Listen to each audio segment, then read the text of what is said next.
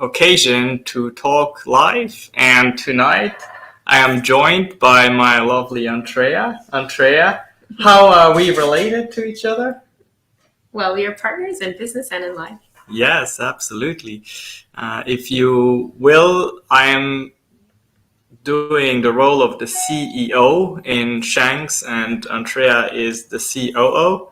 And we are learning a lot, growing this company together. Absolutely. So tonight, Andrea had a great idea. She said, why don't we go live and talk a little bit about seeing employees and clients as dynamic human beings. And if you would just give me a chance, I have another screen here that I want to make sure we are live on LinkedIn. So that I can take a look at your comments, questions. Mary, hi! So great to have you join us. Mary is from San Antonio as well. And this is also streamed on Facebook and on YouTube. So definitely make sure to leave a comment if you want so. Even after the live stream, I will go and look at your comments and make sure we are connected so I can take advantage of also looking at what you put out there. But let's jump right into it.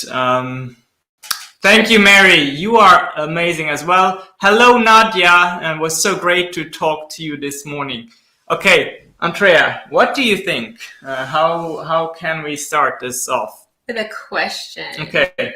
Where does corporate America get it wrong? Or really most employers, where do they get it wrong in not recognizing their employees and clients as dynamic human beings? Yeah, I mean, this is my personal opinion, of course. I think they get it wrong for the longest time, really not having recognized clients and employees as dynamic human beings. And now, recently, all of a sudden, it has become cool to do so, or it has even become necessary to do so because of that so-called Great Resignation that has come upon us. And really what it was is people, due to the pandemic, being forced to work from home. And now all of a sudden there's this whole paradigm of additional time and freedom and work-life balance that is now being demanded, right? So is that now given truly because companies want to provide it, or if it is it given just because companies have no other means to retain and attract talent, right? That is the question at hand. And as with everything in life, if it is being done in a non-authentic way, well, then it's not going to work, right? Because people can smell the fakeness in it. Mm-hmm. Yeah. So I guess the question is, are they still getting it wrong? Well, but you mean, are they doing it wrong, or are they executing it wrong? Mm-hmm. Well, that is really a question that only employees can answer, because we are not employees anymore. So if we have anyone on the feed here that has experience with that, please let us know. I can see here that, hello, Robert from Albany, Indiana. Great to have you with us. So let's see what Mary says. I agree with what you are saying because all of your employees were so wonderful to be around and lifted the mood when you were around. Thank you so much, Mary. Mary used to work for a client that we service and are still servicing, and she got first-hand experience. So thank you so much. I really appreciate that you experienced that, and that you not only experienced it with me, but also with our team.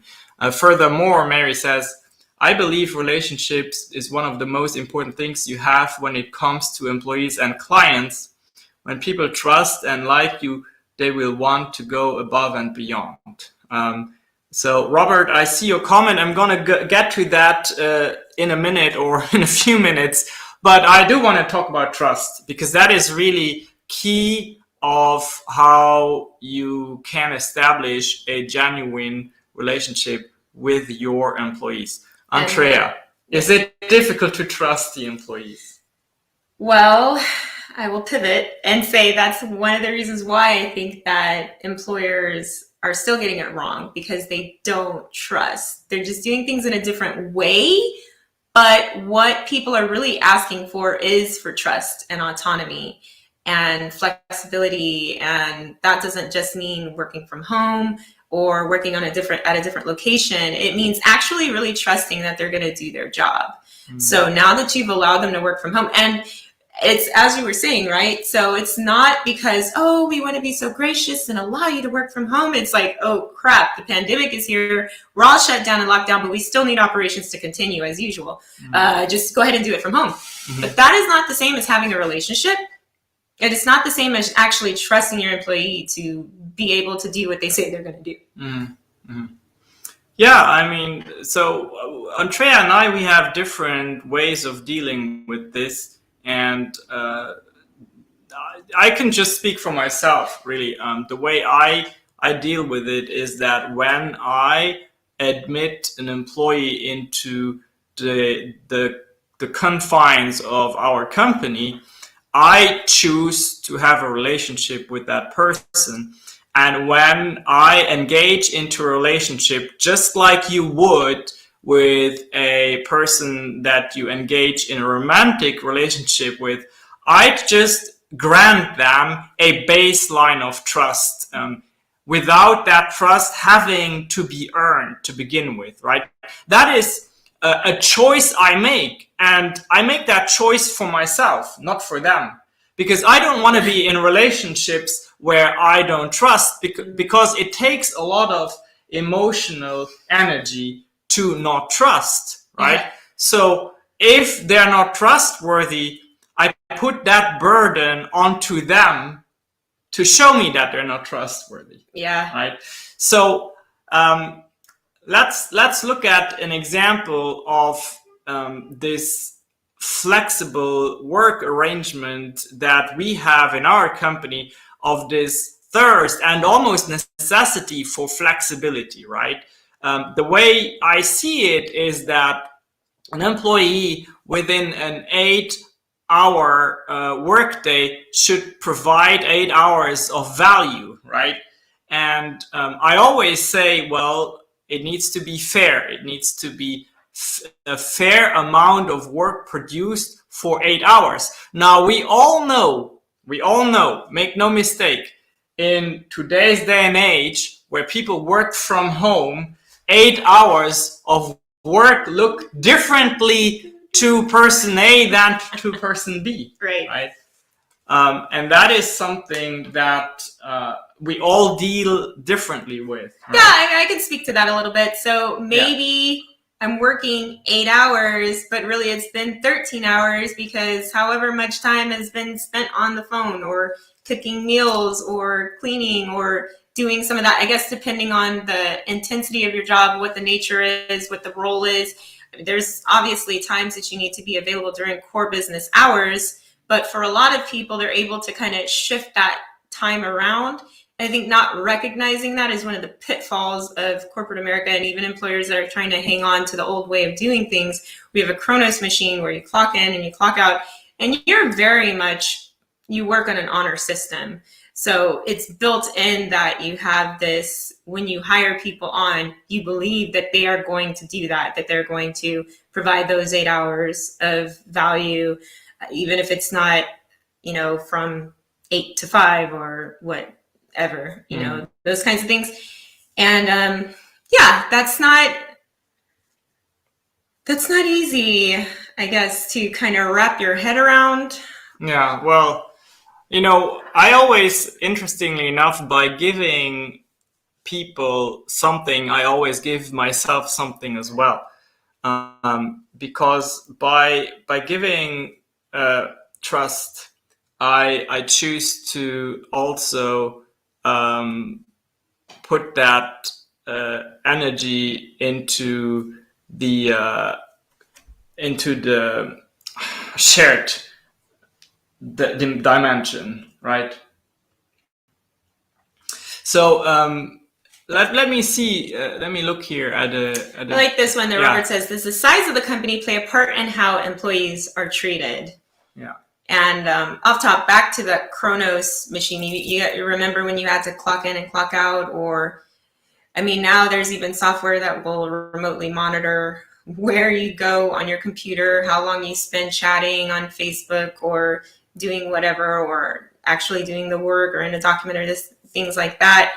And I think that maybe the size of the company sort of almost demands that they know where their dollars are going. But I would say that, I mean, you can do that in a small, medium, large size company, but and I feel like in the larger companies, there's more risk of people not being accountable just because you get so many different types of employees and so many different types of people. So I want to say that some of it does have to do with the size. I think so too. I think so too. And we can only speak of our own experience, of course. And we have a team of about 13 people. And you can have relationships. Yeah, we can still have relationships. And I not too long ago, I asked a person who went from a very small company to a very large company, and I asked him, well, at what point do you feel, where was a threshold where you no longer have a personal relationship with people, meaning where you go on the company floor and you see people that you're like, who is this stranger, right? And that person said, it's 200, right? So we are at 13. I'm sure we're going to get to 200 at some point. Of course we will, right? But that is a good question. But another good friend of ours, and we can like name his name, Eric Anderson, if you're watching, Eric Anderson and Associates.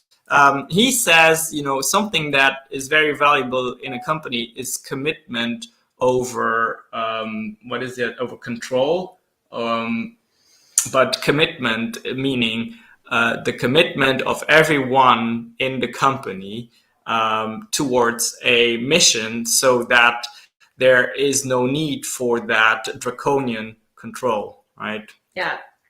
Well, I think command control is the prototype of how businesses operate, and it's hard to delegate, but then also going back to what you were saying about trust.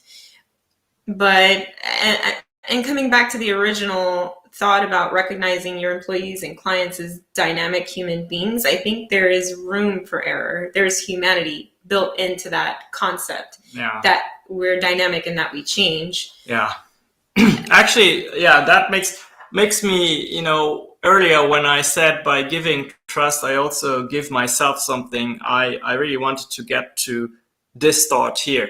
I personally feel that if people cheat in a system, they really cheat themselves. And if they cheat themselves out of the relationship, whether that relationship is a professional one or a romantic one, that is really to their detriment. But I welcome the opportunity for them to show their true face, right? So if I set up a system where there's so much limitation and so much control that they do not get the chance to show me their true face, well, then I think I have done myself a disservice, which is I would rather have an initial field of lots of freedom and movement, so that the people that truly act in commitment and that deserve my trust and that deserve to be promoted and that deserve to be part of this company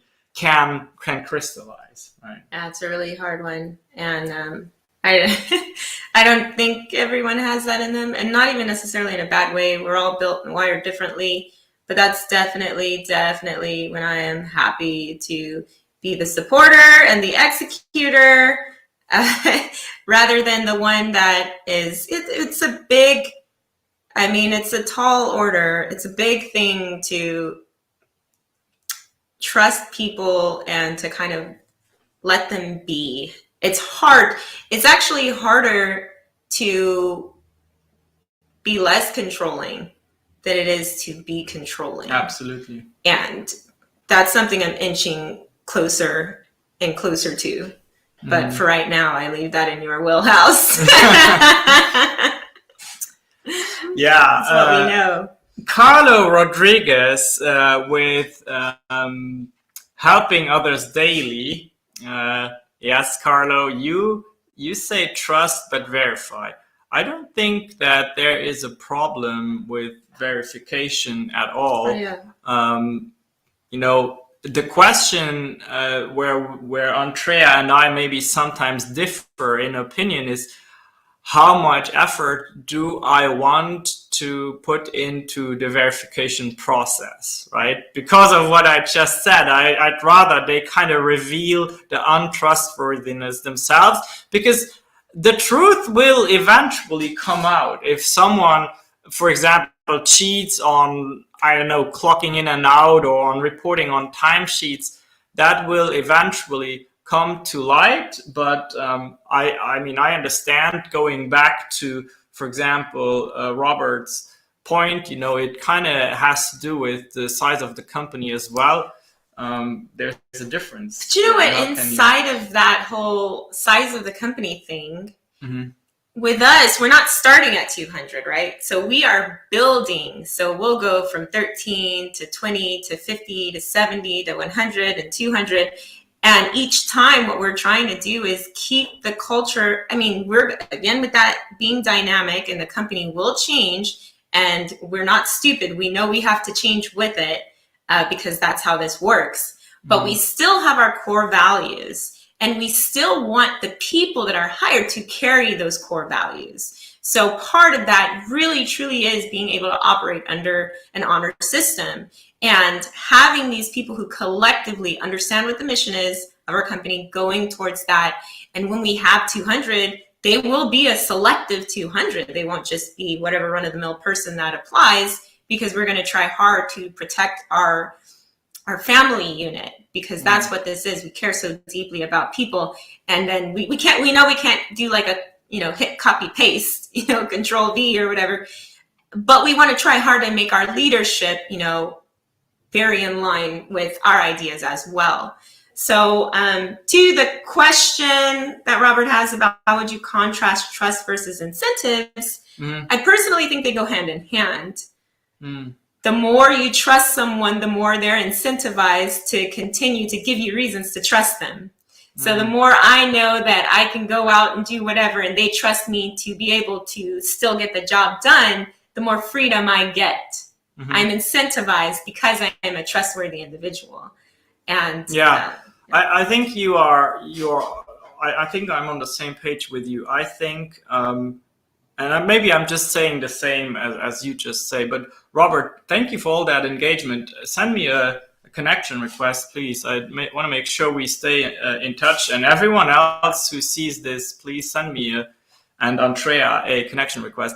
But here's the thing. I think in this day and age where we have really transitioned into a situation where people demand flexibility, that is really, you cannot give this flexibility without trust, right? So your question was trust versus incentive. Well, I think the incentives that the workforce demands nowadays, which is mostly a healthy level of flexibility, and to the degree to which it is possible, a healthy level of being independent of location. It just goes back to what I said initially. If you choose to start your relationship with a base level of trust, I feel like you need to give it in order to even provide these incentives. Because the moment when that trust is broken, I don't think that these new age incentives are even possible anymore. I really don't think they are, especially with someone that is 100% remote. I mean, I have heard nightmares of employees who have 2-3 jobs concurrently, and each employer thinks that they're the only one, right? So they live in a poly relationship, and they think they are monogamous, to use new age terminology here. But I mean, the moment I would find something like that out, the trust would be broken, and the incentive is no longer possible. So in a way, I mean, with what the workforce and with what the times demand, the incentives kind of can only come with the trust.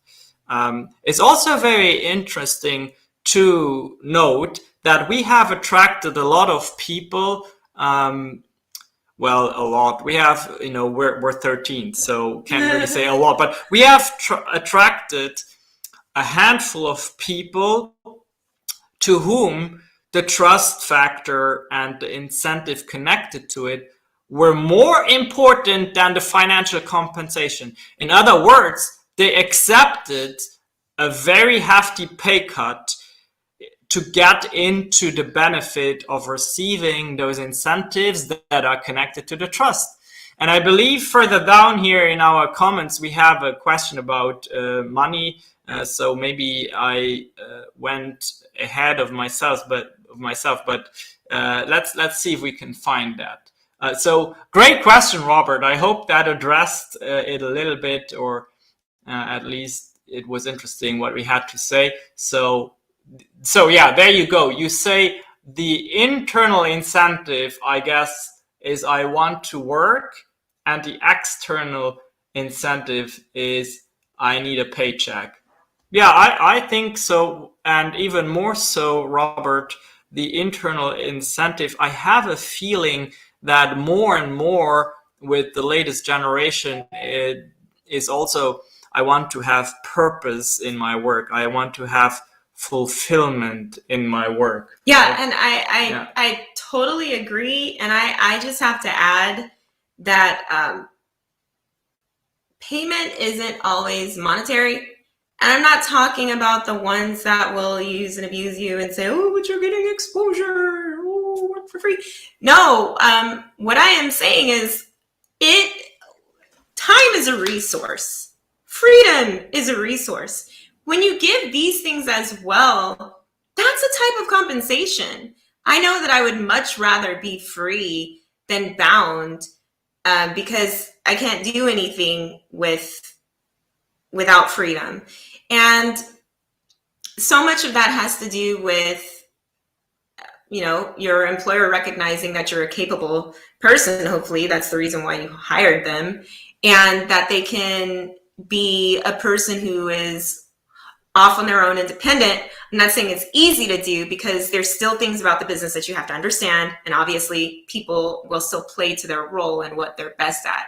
But there is a certain level of, I get to have creative freedom in my job. I get to get recognition. Which is very important, especially in marketing firms where people will take your idea, run with it, and you never hear a word about anything that you have done.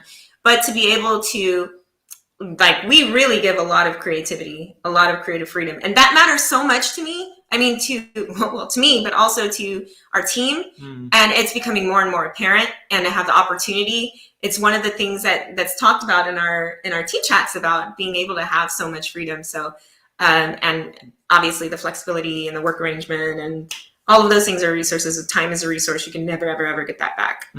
So being able to go to a doctor's appointment in the middle of the week instead of having to, and without being penalized for it, those are some important things. Yeah, and that kind of goes back to the topic of this live, which was recognizing your employees and clients as dynamic human beings. Dynamic human beings having needs such as seeing their creativity recognized in their work. And one thing that you made me aware of, Andrea, is that we kind of had this way of interacting and having a relationship with our employees and our clients before it became a necessity to survive, right? So yeah, pre-pandemic, pre-pandemic. So you can go and check on our website. We have like this internal mission statement that we have for ourselves and our employees, and that is the acronym is PSL, which stands for predictability, stability, and livelihood. Not pumpkin spice latte? No, not today. I don't like that flavor, by the way. But I don't know, if you like pumpkin spice latte, please give a thumbs up in the comments. But so now here's something that is kind of deep in a sense. So if I want to provide predictability, stability, and livelihood to my team, and if I see my team as dynamic human beings, then I need to be realistic about what that means. And to me, especially the predictability part and the livelihood part means I need to be able to provide ongoing safety, the feeling of safety of income, the feeling of safety of being in a position where they can give purpose to themselves and the world, right?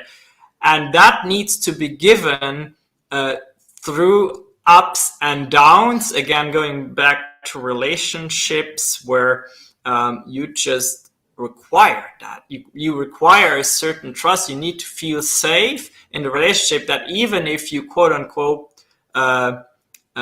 do commit a mistake, you're still safe and you're still being considered as a dynamic human being. A dynamic human being is a person who is not always at the optimum of their output, right? They have good and bad days. They have days where they're productive.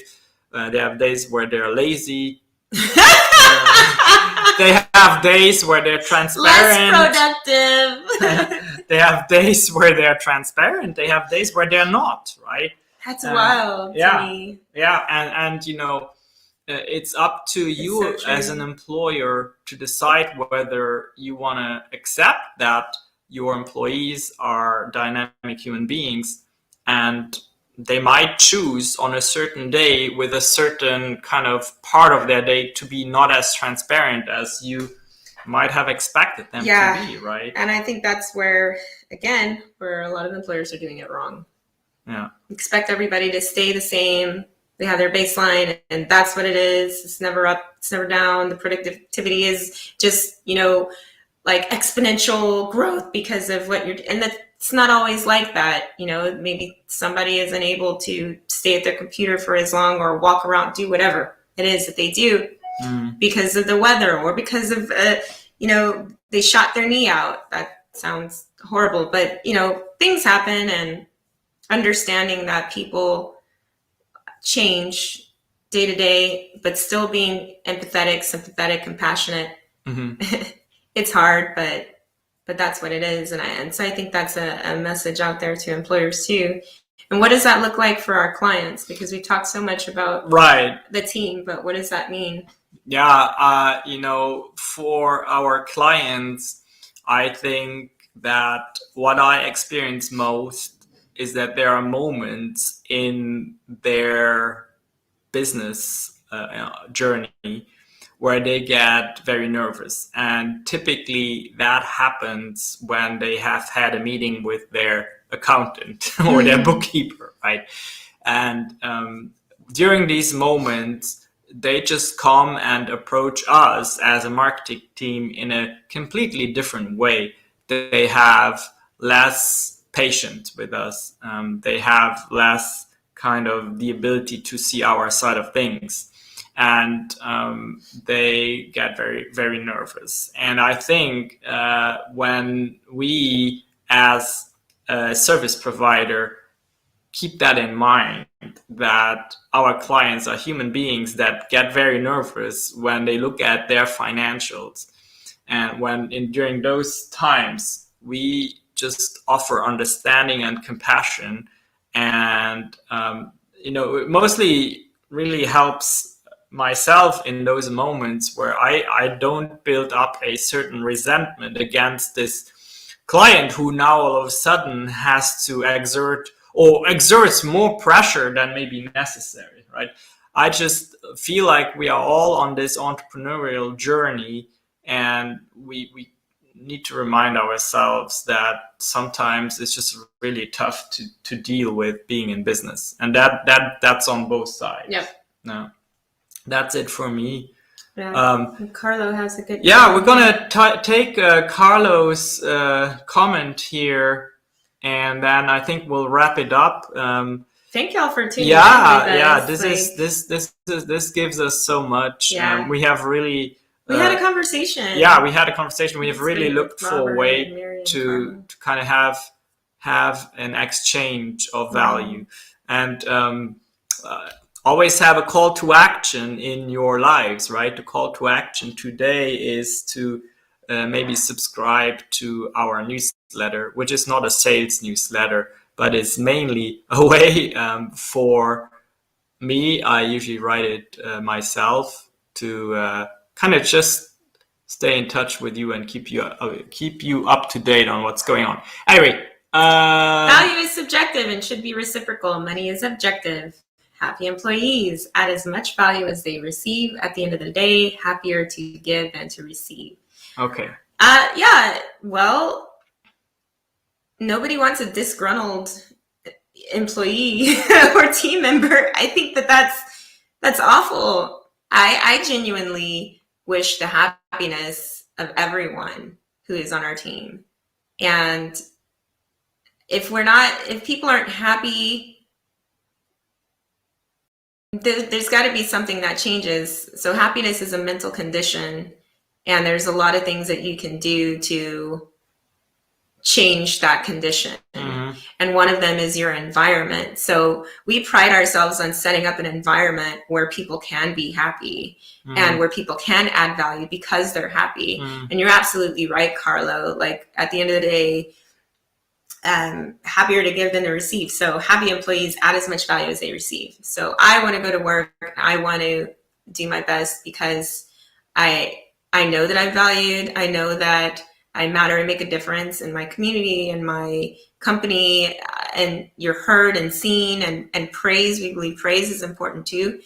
And unfortunately, some of that is missed when you're seen as a machine and you're not seen as this dynamic, ever-changing human being. Mm-hmm. And having grace and all of those things are part of what make me happy. I know I for sure have my bad days as well as good days, and I have like literal sick days, and I have amazing days, and I need grace just as much as the next person. But value.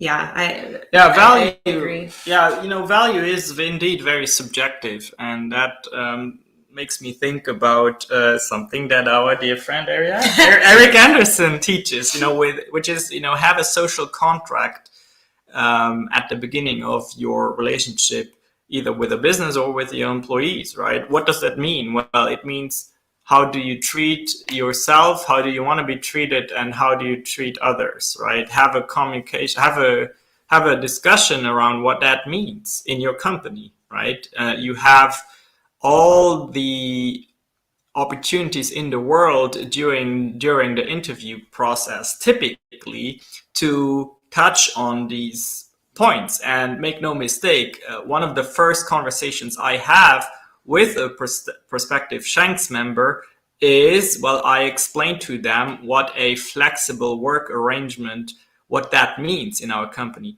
And we literally have had an attorney legally define what a flexible work arrangement is between a company and its employees. It matters so much to me that I spend quite a bit of money to have that legally defined, right? Nadia, leaders should create psychological safety to build trust. Yeah. Which is kind of what I was saying. We pride ourselves on creating this atmosphere, this environment where they can trust us and we can trust them. couldn't agree more with you, Nadia. A lot of my leadership style personally has its origins in my time when I was a law enforcement officer, and that applied so much to that as well when I conducted my investigation and I had to deal with someone who committed sometimes literally murder, right? If you provided as an officer a psychologically safe space, you could have a better investigation. In other words, you made that person understand that your role was not to execute them or, punish them. Your role was to gather all the information that would be for and against them, and then take them and deliver them safely to the authorities that were charged with the judgment, which was not us, right? So anyway, I 100% agree with you, Nadia, on that one. Thank you, Carlo. I agree. This was engaging, and it was engaging because of you all. So I want to keep it up. I have this goal to go live every day, just a little bit. Let's see if I can make it happen. I think I can. And it was so much fun to have you as a guest, Andrea. What did you guys think? Should I have her on more often? All right. Well, thank you for tuning in with us. Have a wonderful evening, and we'll see you again tomorrow. Or at least I will. And if you get lucky, you will see her too. Bye. Good night. Bye-bye. Wait.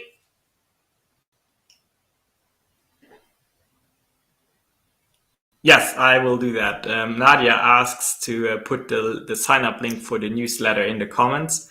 I will do that first thing after closing the live stream. Okay. Thank you so much. Bye-bye.